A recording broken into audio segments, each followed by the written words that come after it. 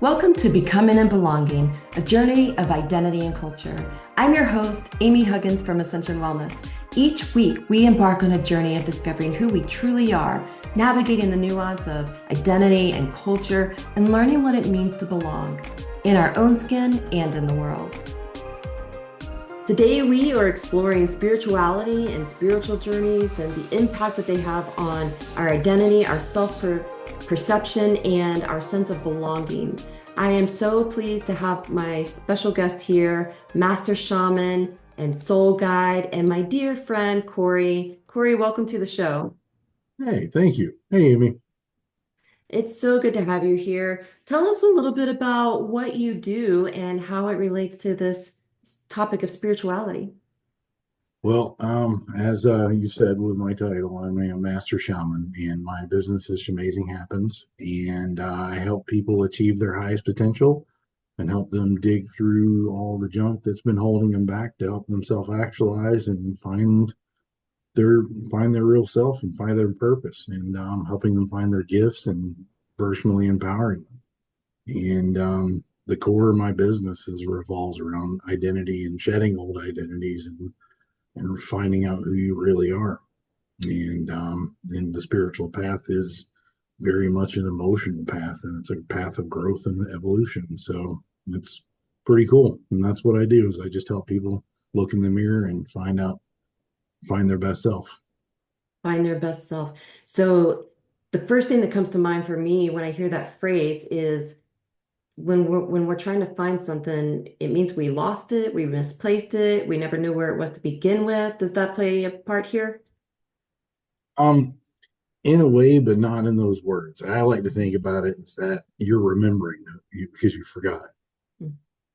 because we're just in a path of uncovering what you're not because of what somebody's been telling you for your whole life or what you've been telling yourself for your whole life, and then just suddenly poof, you remember who it is, and it comes to you, and you just get flooded with more information and more direction and more channels.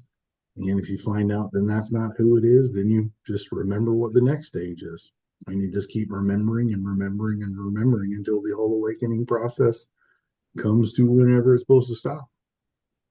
During moments of extreme trauma, people can experience repressed memories kind of as a way of keeping themselves safe, right? Definitely, definitely. Is this similar?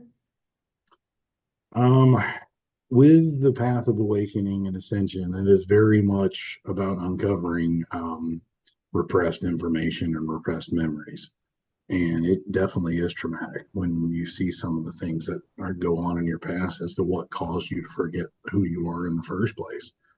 And realizing that all of this stuff has been nothing but limitations. And the whole point is to grow without limitations, to be who you are at your truest, highest potential without anything holding you back, including yourself or traumatic experiences or stories, or even, like in this case, for this lifetime, a very horrific childhood. So baby is born, and in the perfect world, mom and dad are both there with this baby, excited to welcome this child into the world, excited and able and capable and equipped to nurture and love this child. In that situation, does that make for a different spiritual journey than the child who maybe does not have both parents, or the parents don't know how to emotionally support the child and help the child grow up to know who they are? Good question. Um, I would say in those cases it would be a different spiritual journey, but the destination still ultimately is going to be the same. It's just a matter of there's going to get to a point after having that life that they're going to be like, there's something else that's missing. I've had a great life, but why is there something that's missing? I don't know why. I had great parents, I had great family, I had an awesome dog, and a really cool job, a great career, but why am I still just unhappy? Or why do I not feel complete?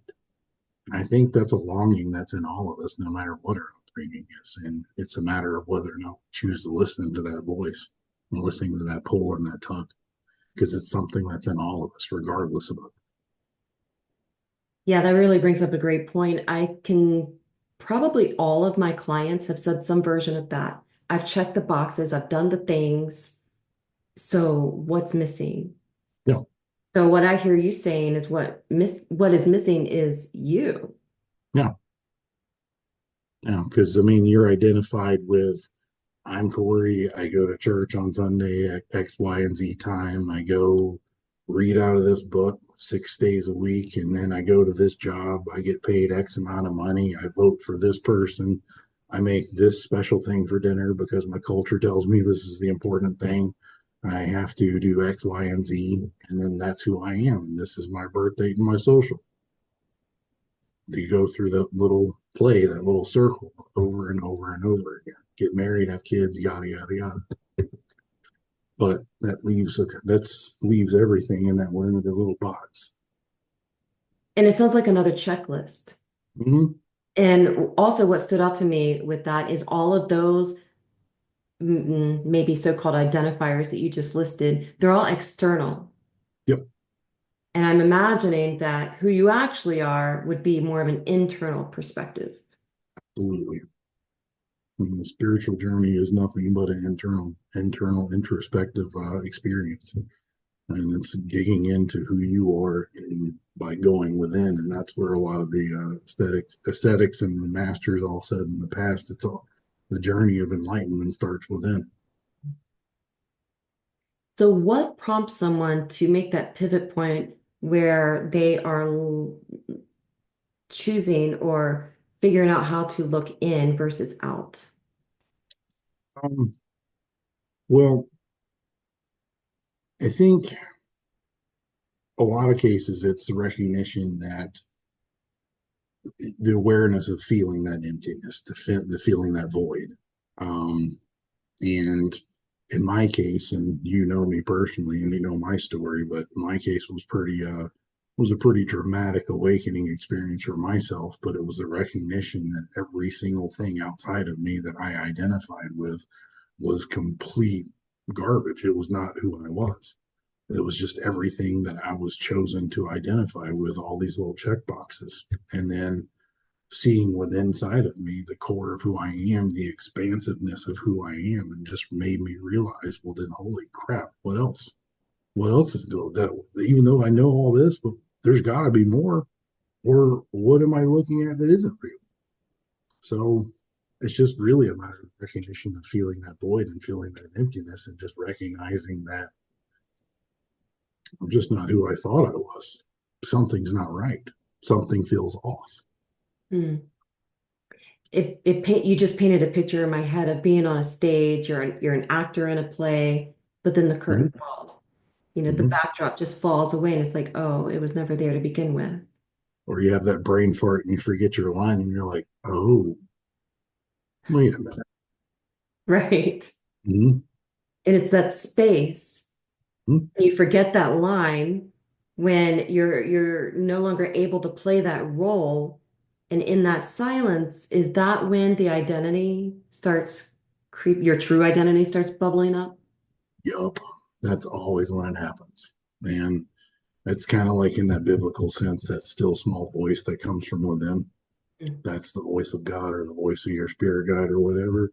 That's usually when it happens. And that's why a lot of people are so damn afraid to keep their mind quiet. Because once they get quiet, then they start hearing that quiet voice saying, are you really happy? Are you really where you want to be? Is that really what you want to do? It reminds me of the hero's journey. Are you familiar with the hero's journey at I all? think so. I think so. I think we Yeah, it was coined originally by Joseph Campbell, and all of the major storylines are based on the hero's journey in some version. So the hero is going about his day-to-day life. It's just business as usual. And then something happens that is calling him to action. He's like, no, no, I don't want to do that. That's a lot of work. That's scary. I'm not equipped. And he keeps trying to just continue on business as usual. But then the pressure keeps building and building and building until he doesn't really have a choice anymore. And he's like, okay, fine, I'll embark on this terrifying journey. And I feel like that's what you're describing. absolutely. It really is. And I mean, most all of us, including myself, avoided it until we didn't have much of a choice in it. And when opportunity knocks, it knocks, and sometimes it breaks down the door. In my case, so yeah, yeah, and yeah. Even though it appears that we don't have a choice, we always have a choice. And still, you can ignore it. But once you go to a certain point in this whole process, there's no turning back. Right. Because I mean, you'll it's like splitting a part of your soul completely off and having like a split personality. This is who you know who you are, and this is who everybody else is telling you, and you're doing this because of safety. So uh, that's definitely the hero's journey, a spiritual awakening and ascension. Yeah. What could make it? I guess I'm remembering a book that I read, The Others Within Us, I think it is, and it has nothing to do with the spiritual awakening per se, but they're talking about um, not having a framework. When people, in the West, Western society, modern society, across the globe, we don't tend to have frameworks to understand some of the experiences. So you and I could talk in metaphor all day long. I think that that's our favorite language is metaphor. So But yeah, for our listeners who might not know what we even mean by all of these metaphors, when someone is going through that pinch point and they're being called into their spiritual awakening, what does their life look like? What is actually happening? well, I guess the best way I can say it is the way that a lot of my clients have been experiencing now, where they are feeling like they've got spirits all around them and they're hearing voices that they've never heard before and they think they're going crazy.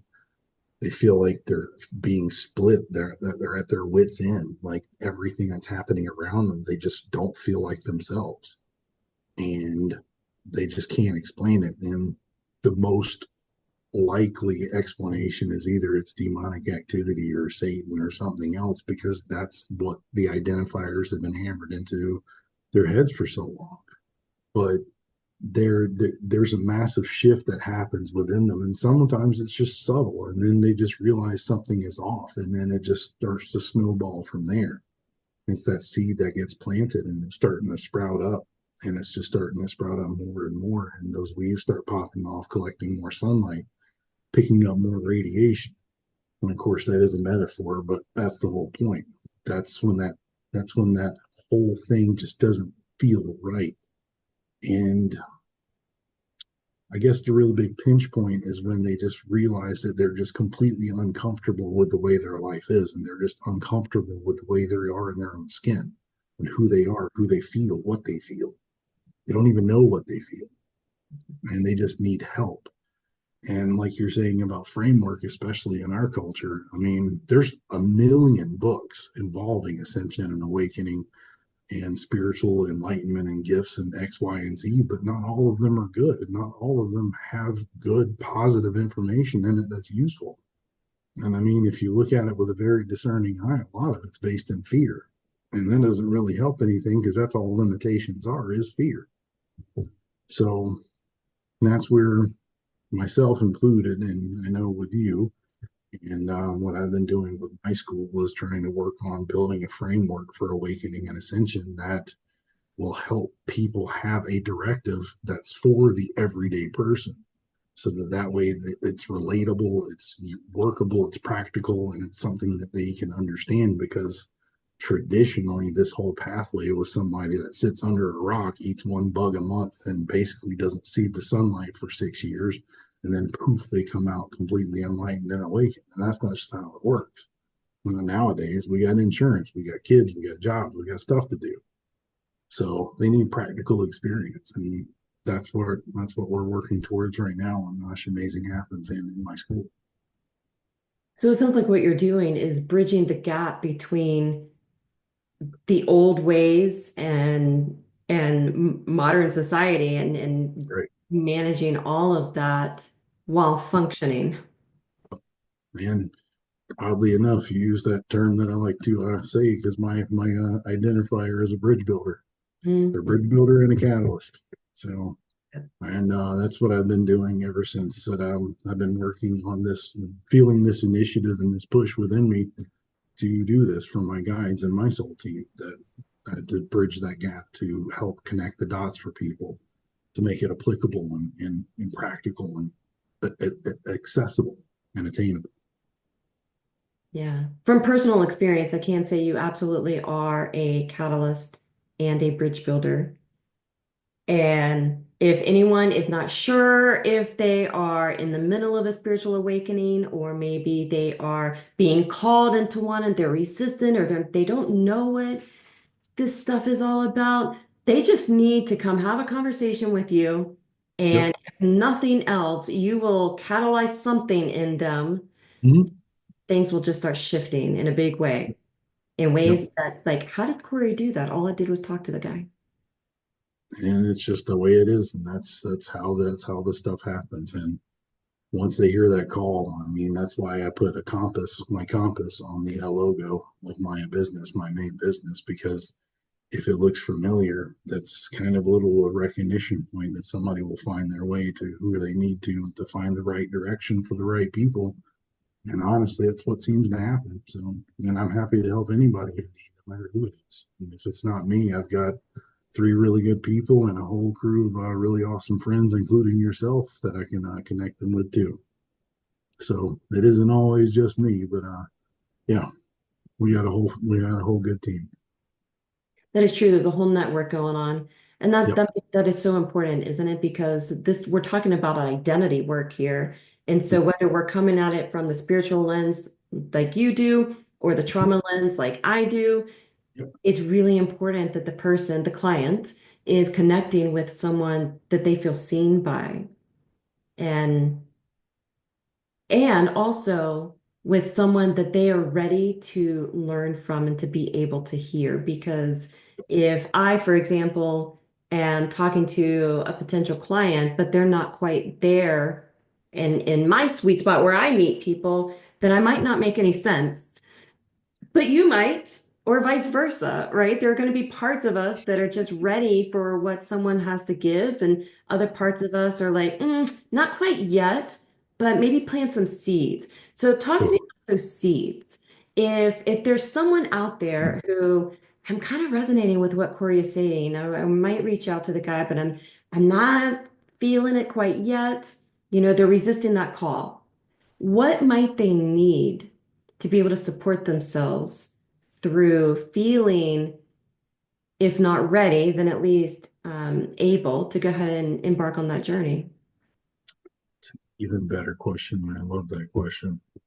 I would say the best thing to listen to is when you feel neutral, not when you feel excited, not when you feel elated, not when you feel scared, not when you feel frightened, not when you feel anxious. The moment that you really feel neutral and kind of just chill, that's when you're ready to start moving. Yeah. Because then that's when you're in the right space to actually make a proper decision. Because like everything, this too will pass. Good, bad, and in between, it's still going to pass. And usually the best times to make any sort of decisions is when you feel in that neutral space, that neutral headspace. And honestly, if it's something like to come to a shaman like me, or a life coach like you, or an Ayurvedic medicine practitioner like our buddy Gail, it doesn't matter. Whichever avenue will call to you to the right direction, and you'll just know it. You'll feel that tug, and you'll hear it within you, and it's kind of indescribable until you can experience it. It's like you meet somebody on the street, and for whatever reason you feel like you just want to buy them a cheeseburger from the gas station, and you just and that one little instance completely changed their life, and you don't know why you felt like you needed to do that, but you just totally did. That's kind of when you know when that call happens, because it gives them that little nugget of hope, that window of hope, and that little light bulb goes off, and that spark, that's what makes the seed open. So everything you just said is so important. I really want to reiterate it and make sure listeners are really soaking this in. So paying attention to what is coming up for them when they feel neutral. because when we are really excited about something, that might influence our decisions or our perceptions in a way that we want them to go, but might not necessarily be in alignment with the current moment's truth. And likewise, when we're feeling really down or exhausted or depressed or anxious or whatever, then that also is coloring our perception, and we're not able to connect with that deeper core truth. Yep, yep, yep, yep. Neutral or better is the way to Neutral or go. better. Yes, neutral or better. Okay, then talk to us about the difference between neutral or better versus that happy, excited state. Well, just like you said, and just to reiterate on what you had mentioned, was that happiness and that excitement. Yes, it's got good positive energy behind it, but it doesn't mean that it's going to last forever. And it doesn't mean that it's the wrong decision or the wrong direction when you take that direction. I mean, heck, most of our funny stories came from getting really excited and doing fun things in the moment. But it doesn't mean that it was the greatest idea when you got to the end of it in hindsight. But it's temporary. Neutral, the middle point, that seems to be the most stable, secure, unending moment. Is just when you're in that present moment of neutrality. And I mean, not to make it too esoteric or anything, but when I'm trying to explain to my students about the difference between light and shadow, because I teach them about light and shadow magic and what that means in terms of shamanic healing work, and not just with like emotional healing, the superconscious and the subconscious mind, but it's that whole yin yang. It's the line that's in between the two. It's the balance point that one cannot exist without the other. So, like, there was shadow before there was light. And then when light was there, shadow was still there, just hiding somewhere else or somewhere in between. And we're the guy that's stuck in the middle. And another part of it is a deeper way I like to describe it is light. Well, shadow is the unlimited potential of what could be, not unholy evil and all this other dark stuff. It's the unlimited potential of what could possibly happen, untapped, incomplete, or complete potential energy. And light is the accountability point. It's saying that, yes, you have that potential, but this is the moment. This is where these are your limits. These are what you can and can't do. This is what you shouldn't do out of best interest. And we're just that line in between, the neutral part. The neutral point. What a Mm-hmm. beautiful illustration. So that's why I like that. I like that analogy to help explain neutrality and what it means. Because I mean, you can do either or. It's fine, but it's just a matter of maintaining that neutral space as much as possible. Right. And I love that you spoke what the way you just explained that was so counter shaming, because we can be our own worst enemy. We can all be really good at beating ourselves up and think, oh, I did it wrong. I made a mistake. Oh, Yeah. I took a wrong turn. I should have gone right, but I went left. What was I thinking? And so what you're saying is neither is wrong per se. It's just not going to get you to your destination as quickly. and even still, there's a reason why you took that wrong turn in the first place. And that was a car that pulled out in front of you, and you would have died on the car on that in the road, or some kid would have ran out in the middle of the street and got hit by your car just because you took the wrong turn. And I mean, took the wrong turn, got you 5 minutes late for work, but that's okay. You avoided that uncomfortable employee that just left.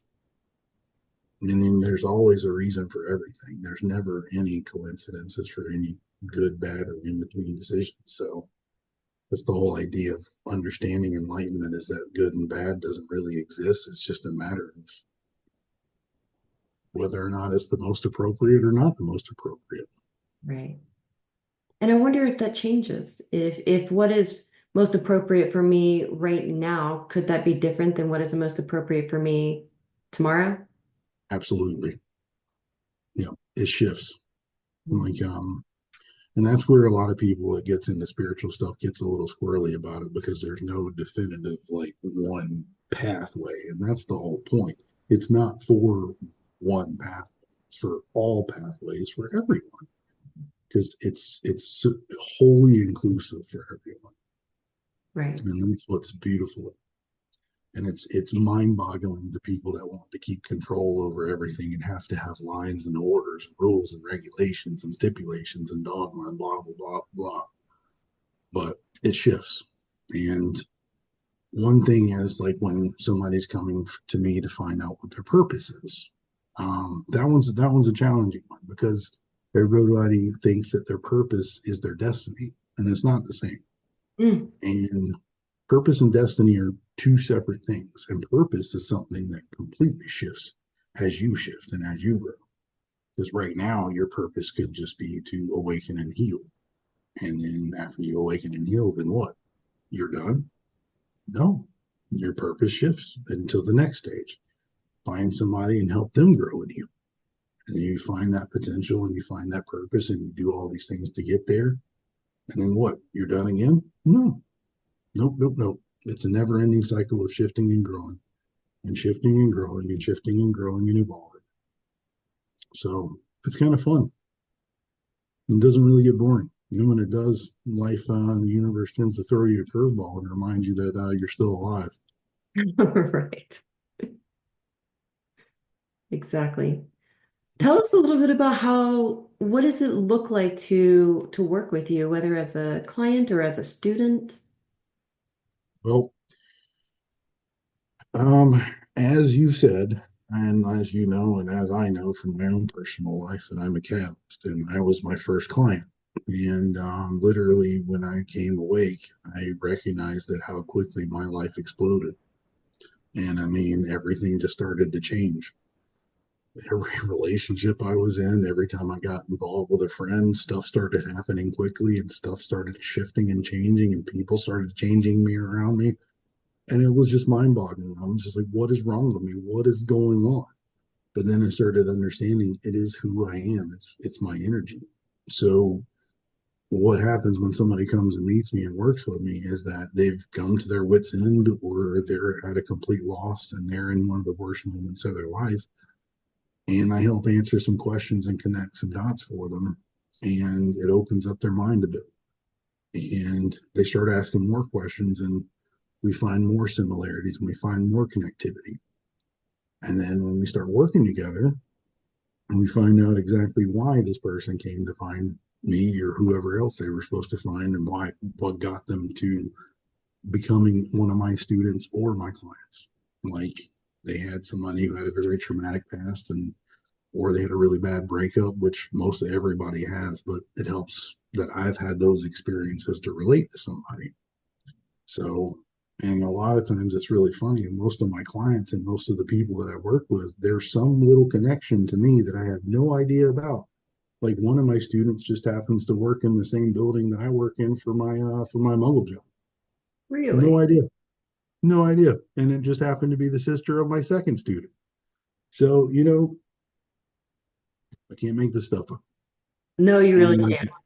one of my other clients, her family's from West Virginia, like right in the next city past where my dad was born. So it was just really neat. We had a nice little connection moment over that. So that's kind of one thing. There's a lot of connectivity that happens and a lot of coincidences that makes the mind tingle and everything, which is kind of fun. But then when it comes to the deeper stuff, that's when the fun happens. And I like to make people uncomfortable. And I like to make people very uncomfortable so that they can get out of their comfort zone. And one of my students that is in my other job, I've tried to point out to them that I can help provide you a safe space that you can be uncomfortable and safe at the same time. Because safety is a prison that you lock yourself in and it keeps you limited. And the more that you stay in that box, the more your growth just stays in that box. You can't grow out of that box. So that's what I do is that I help them be uncomfortable in a safe way and show them their parts about themselves that they just either didn't want to face or that they weren't completely ready to face, but the universe is giving them no other choice because that's why they came to me in the first place, the stubborn one. So that's what happens. But I try to be tactful. I try to be kind and compassionate and empathetic, and I do a pretty good job. But I'm like a dad. I'm just like a dad, like I am with my daughter. I will listen. I will understand. But if you're part of the problem, which 98% of the time you are, I'll tell you that you're part of the problem, and I'll say it in a kind way.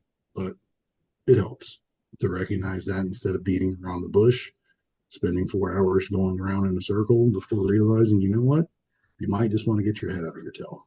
Yeah. How's that working out for you? So, Well, I just have to reflect that you do that so gently and lovingly. You really are. The dad analogy is perfect because your energy and your presence is always so gentle and loving and non-judgmental. And it's always the other person who's judging themselves harshly, but they only ever feel seen and heard and held by you, yeah. even as you're telling them these hard truths. Well, thank you about that. And my student Monique likes to point out, I take them to the shed when I have to have a dad moment and get their head straight. And usually once they do, they completely shift and go in the right direction. So it's pretty funny. And just about all my three students that I have, I've had to do that a couple of times with because they were spinning their wheels in mud. And then somebody that isn't my direct student, but is a client that I work with periodically, that's another healer herself. She's been spinning her wheels in mud for some time now, and she was hitting her rock bottom, and I just had to have a dad moment with her. And now she's very happy. She's making a shift, and she's growing. And it just took a little bit of a hard head like me to call them out in a kind, compassionate, gentle, safe way. So yeah, that's what I do. Knowing what I know about your personality type, you have this innate ability that I know has felt sometimes like a curse, but is a gift. Our greatest gifts usually do feel like curses at sometimes. Yep, You shine, you hold up a mirror, yep, and it's like you are there with your presence and your love and your acceptance, and all you have to do in those moments is hold up a mirror. It's almost like you don't need to say anything, and it's themselves that they are reacting to versus yep, you. yep. Yeah, it's And powerful stuff. say that again. It's powerful stuff. It is. And it caused a lot of heartache for a very long time until I really started to learn to love it and accept it and say, you know what? That's me. That's who I am. Right. I love me. Doesn't matter if anybody else doesn't. As long as my daughter and my wife does, I'm a happy camper. And that goes back to you saying that you were your own first client. You have to Mhm. love yourself and have gone through that journey to learn how to love yourself so that now you can do what you do and teach others how to love themselves. Totally. And that's usually also the first question that one of my new clients or intake people ask is, I know I'm a healer. I know I'm supposed to be here to heal somebody, but I just want to heal it. I have no idea what to do. Heal yourself. Yeah, but I'm supposed to be here to heal everybody and do this. I know I'm supposed to heal everybody. Heal yourself. But what does that mean? It's so self-centered. You healing yourself uncovers your magic. You uncovering your magic gives you the tools and skills that you'll remember so that you can heal somebody else because your story can save somebody's life. Right. And that's the whole point. And you got to heal once you awake so that you can help others to heal and not focus on others first, which that's been the whole problem in the very beginning. It's just continuously focusing on others instead of focusing on the monster that's within. Right. And so how do you perceive that monster? Is that monster within the stuff that other people feed us full of? Or is that monster within our neglected self that is just like, I always picture like a tired baby freaking out. It's both. Oh, yep. It is definitely both. And we like to call that their shadow. Mhm. And that is both the stuff that people have fed us, and that is both the stuff that we fed ourselves because of that. And it's something that thank you for helping me learn this term, but self-abuse is a very real thing. Yeah. And so it's all the above. And that's the hard part that people just don't want to face. They don't want to face that stuff that's in the mirror. Right. But that's not for everybody. It's for the brave. It's for the fearless. And that's why the awakening and ascension process is for the fearless. It's Yeah. not love and light. It's not sunshine and rainbows. It's the ugly stuff. It's going through the hard things. And honestly, as much as I might have some people that don't like that, I didn't find my light by going outside and finding the light. I found my light by going in my shadow. I Right. dug deep enough in the dirt, and that's when I found my light. And a lot of people have a hard time understanding that, but your truest self is buried in all that muck and mire. Your diamond, your crystal, your spark is within that mud. And the part that you're afraid of finding is the part that you've been seeking the whole time, and it's been right inside of you, just like Paulo Coelho and the Alchemist. It's Yeah. been there the whole time. You know, Yeah. I was visited by a firefly earlier a few months ago, and it just felt like this profound connection for some reason. Certainly not my first encounter with a firefly, but I love them so much. Anyway, this one firefly just really struck me, and I'm like, okay, what's the message here? And of course, I had Corey in my mind, like, okay, firefly is here to tell me something. What is it? And it was that I create my own light, and that's what I hear you saying. Yep. Yep. And I mean, that's where it gets kind of difficult too, because of religious dogma and things like that. We are responsible for saving ourselves. We are responsible for being the light in our own darkness, and we have to find it. We will have help. You're never alone, but the choice is ultimately on you. The work is ultimately on you. The responsibility is on you. No one else. Man, just like Ben Franklin said, the universe helps those that help themselves. And Right. that's how manifestation and the law of attraction works. It's not just about thinking and willing $1 million to come your way. It's about taking the steps to do it, saving money, stop blowing it on stupid things like video games and wasting time on crap, alcohol, or anything else like that. It's about making the right decisions that help get you that $1 million. And then inevitably you get the $1 million. Could be tomorrow, it could be 6 weeks from now. You can't just sit on the couch eating a bag of potato chips saying that I'm going to get $1 million. Not how this game is played. Yeah, it reminds me of many years ago, I used to complain that all of the adults in my life wreaked havoc and made a mess out of my life, and then I was just stuck with the mess. Yeah. And for the longest time, I held myself back because I was kind of that angsty teenager. I mean, I was grown, but it was that angsty teenager inside stomping her feet saying, I didn't make this mess. I shouldn't have to clean it up. It's not my mess. And sure, that might be true, but it is my life. So if I Mm-hmm. want to live my life, I have to take responsibility. Yeah. And for me, and I'm going to play on that one too. You know me and my story because you've worked with me for so long. I did not want to do that for so long. I kept fighting it tooth and nail. Nope, it's my mom's fault. Nope, it's my dad's fault. Mm-mm, I'm not to blame for that one. Nope. Yeah, when you were born and you were raised, and they did a really crappy job of doing it until you were making choices on your own. Yeah, they did that. But after you got real cognizant and conscious free will, everything else that happens after that's on you. Right. And that's where the self abuse comes in. So, yeah, you were abused in my case from the time I was born until God knows how long, until like in my early 20s. But everything else after that was still on me, Right. And then it's that even process before of then. unlearning, right? Mm-hmm.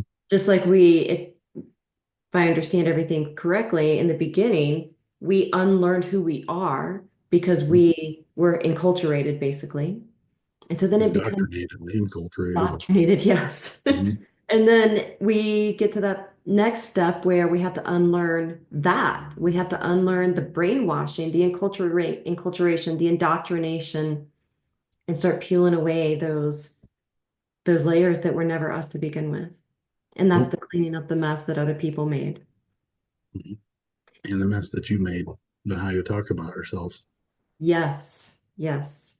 We are taught to beat ourselves up, and we do a really good job doing that.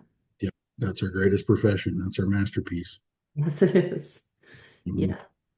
So, okay, someone is feeling the pinch point, they're feeling the pressure, they're not comfortable in their own skin, they're not comfortable in their life. Maybe they did all the things right. They checked every box that, we use the word should. They did everything they should do, and something's missing. So they're ready, or at least they're willing to step into this stage of awakening and start peeling off those layers and start learning how to discern, okay, what is me versus what is anyone else? And you talked about it being a really difficult journey. So what is that? What is that? What is sitting at the end of the rainbow? They go through all of this hard work to get there. What are they going to find in that pot of gold? Well, peace, stillness, calmness, and understanding that it's been there this whole time. And we've been the one that's been on our way the whole time. And that was a big kick in the pants when you finally realize that one. But pain is guaranteed, but suffering is optional. Right. So, yeah, the process is difficult, but is it difficult because it's difficult, or is it difficult because I'm making it difficult? And that's a real solid question that everybody has to ask themselves while they're doing this. And the path of least resistance is usually being the lazy route, which isn't going to get you anywhere and it's just going to keep you entrenched in those cycles. But when it comes to spiritual awakening, the path of least resistance is just going with the flow, just running with it, just going with it.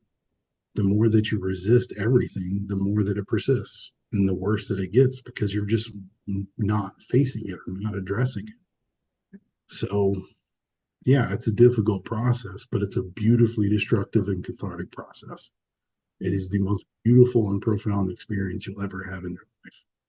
And it's only destructive and ugly because you have to face some of these dark things that are inside of you, which, yeah, it's ugly, but you're worth it. Right. And that's the important part. That's the other little thing that's at the end of that rainbow. You're worth it every step of the way, every struggle. You're worth it. And it's those words right there that I think many people, that's all they ever need to hear. Mhm. That's that hope. That's that, wait, I could be worthwhile. I could have value because so many of us have been robbed and told that we have none. We have nothing. Which is why we're looking externally for all of these answers, right? Because we feel like we have nothing inside. So what you're saying is to turn that whole thing around because everything that you've ever been looking for is inside and you were just led astray. You were given wrong directions. Yeah. Or letting somebody else telling you that you're wrong for even thinking that. But and honestly, the thing that is the easiest way to always remember is just to keep listening to that still small voice, to listening to that tug, because that is your spirit guide talking to you, or your guardian angel, or whatever you want to call it. And that's what's going to get you in the right direction. And it's been a great process because it was also recognizing that I was never alone this whole entire time I was doing this. And like me, I did all of this by myself, by trial and error, by reading a bunch of the books and screwing up a lot of things and causing some karmic stuff for myself that I've had to undo. But one thing I would try to reiterate to everybody, no matter what, no matter who it is, and especially with you and Gail and everybody else, is that we aren't alone anymore. We're not doing this alone. That there's people out there that are willing to help you. And that's what we try to build as a community, as a group. So that way, this is a process that's legit. It's a process that's there, and it's a process that you don't have to do this alone. And just because you have family that treats you like garbage because you talk about woo woo stuff and aliens and all this other things, yeah, well, they're stupid, not in a judgmental way. But you got a group. You're not alone. So reach out. Reach out to me. Reach out to Amy. Reach out to Anybody in our circle, anybody that you know that you feel that stillness around, that you feel that neutral space around, that's your group. Anybody that makes you feel anxious and icky and just overly whelmed and just even really excited, mm, that's not your group. The excited part will be fun, but it'll go away. The neutral ones, that's your crew. That's your vibe. That's your tribe. Hmm.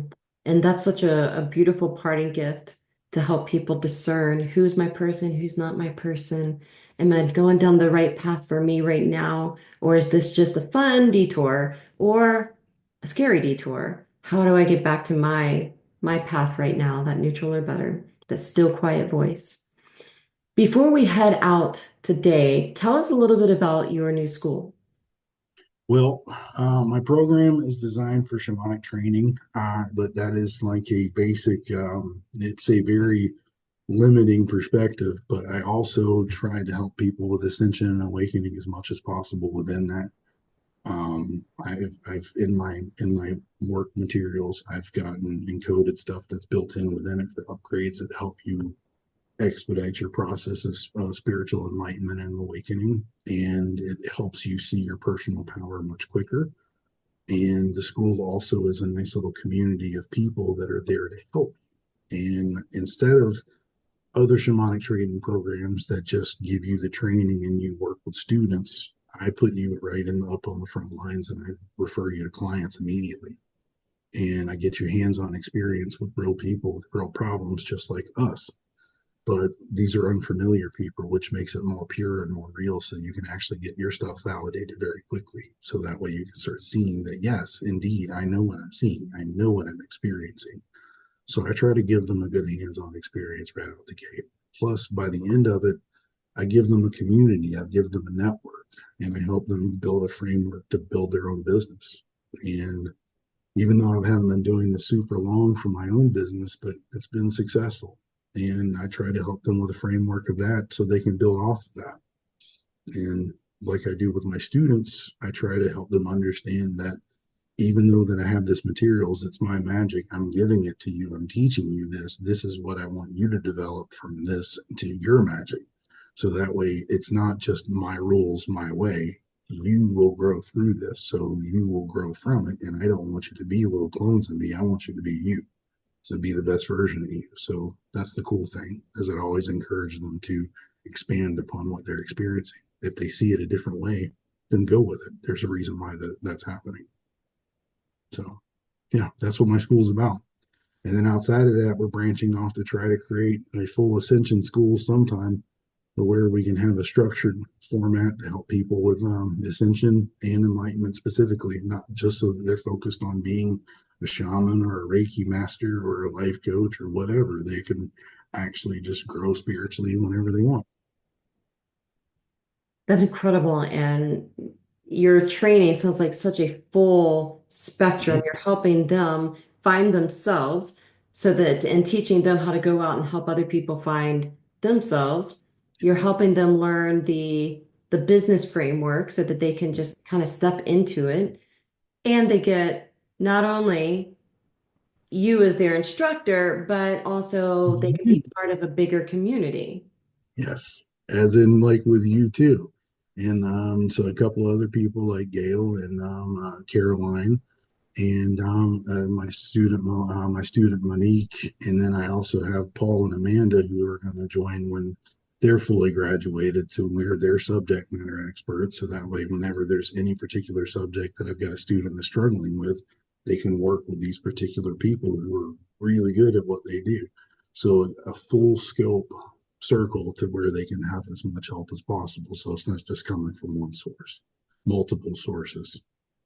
Yeah, and I can speak from personal experience that being a part of that community, it's robust. It's an incredible learning opportunity where I can only imagine your students must feel held. Yeah. Even though I push them out of the nest and make them fly, but I still hold them. I got my eye on them. Exactly. And you know they're going to fly. You know they're ready even before they know. Yep. Are there any final thoughts you want to leave our listeners with? Other than I see you, You're okay. Everything's okay. And everything that happened to you is not your fault. And you're safe. Even though it doesn't feel like it, you're safe. And even if you never reach out to me, and if you want to reach out to Amy or somebody else from this channel, cool. But you're not alone. And you're worth it. Absolutely. I can't think of a stronger word to end on. You're worth it. Thank you so much, Corey, for joining the conversation today. Thank you, Amy, for doing this. This is awesome. Thank you for joining me on today's episode of Becoming and Belonging. I'd love to hear from you. What was your biggest takeaway from today's episode? Share your thoughts, reflections, any questions that came up. You can connect on social media or leave a comment wherever you're tuning in to keep the conversation going. If you found this episode meaningful, subscribe, leave a review, and share it with someone who might benefit from it.